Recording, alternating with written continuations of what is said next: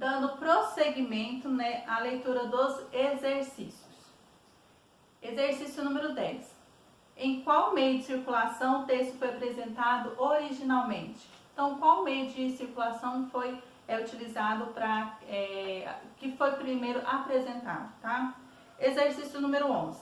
Todo texto tem um objetivo principal. Pode-se concluir que a função do artigo acadêmico é...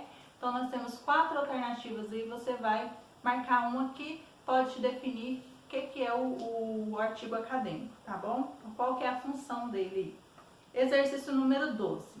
Com base no objetivo principal do texto, identificado na atividade anterior, qual é o registro da língua que o autor deve utilizar para tornar seu texto acessível ao maior número de pessoas possível sem perder a credibilidade? Por quê? Então, essa língua que ele quer saber, qual tipo de linguagem está sendo utilizada aqui no texto, tá bom? Se é linguagem formal ou informal. Prosseguindo aí, exercício número 13. Releia os textos abaixo, extraído do texto que trabalhamos na aula passada, tá bom? E do texto da aula de hoje, né? E faça o que se pede. Nós temos o trecho 1 aqui.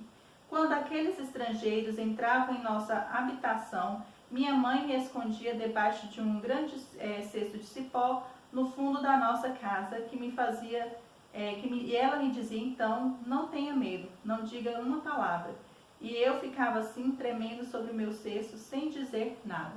Então, nós temos um trecho do texto que foi apresentado, né, na aula passada, falando sobre relato pessoal. E aqui nós temos o trecho do texto 2, que é da aula de hoje.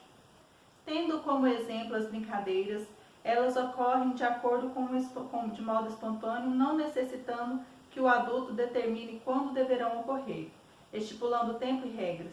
Cada uma faz de acordo com a vontade e espontaneidade. Isso é um fator extremamente importante que difere as crianças indígenas chavantes das demais crianças não indígenas. Exercício número 14. Assinale a alternativa que interpreta corretamente a relação entre os fragmentos. Então, você vai assinalar a alternativa que está tendo relação entre o trecho 1 e o trecho 2, tá bom?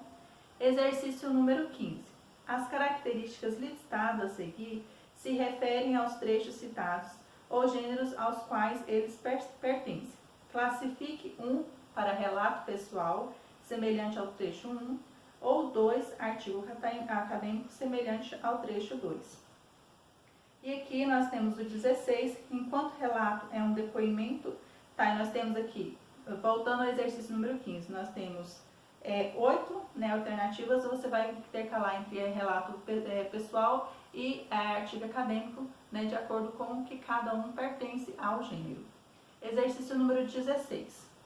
Enquanto relato pessoal é um depoimento de um autor sobre um episódio de sua vida, o artigo acadêmico geralmente expõe informações de forma objetiva sobre determinado assunto ou fenômeno. Pensando nisso, responda, por meio de qual dos dois gêneros é possível conhecer detalhes pessoais, percepções e sentimentos de um indivíduo, tá bom? Neste momento, vocês vão encerrar nessas atividades aqui. Não pedirei um texto para vocês, porque o artigo acadêmico, ele existe regras, existe normas, existe formas de citação, né, de texto, para que vocês possam estar, citações de autores, né, para que vocês possam estar escrevendo esse artigo de forma correta. Então, não é só apenas escrever um texto sobre um determinado assunto. Ele exige mais pesquisas, mais leituras, regras de forma de citações, que é regras da ABNT, tá bom? Então, as atividades vão encerrar, né, no exercício número 16. Então, vocês, neste momento, não vão produzir. Vocês vão conhecer apenas um pouco sobre o artigo acadêmico. Então, não tem como vocês produzirem. É uma coisa que vocês estão conhecendo agora, né? Com o tempo, vocês vão ter essa habilidade de escrever um artigo acadêmico que futuramente será utilizado principalmente na faculdade, ok? Então, deixo aqui a explicação dos exercícios. Nos próximos vídeos seguirão as correções das atividades, ok? Então, vamos para o próximo vídeo aí.